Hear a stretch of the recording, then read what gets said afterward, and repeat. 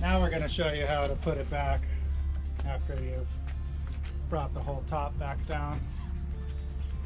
Easily make sure these locks are off in the up position, unlock both sides, and then that'll allow you to push it up. Goes right up real easy. From there, you can go ahead and grab one of these on either side. If you have somebody on the other side to help, makes it lifting it a lot easier.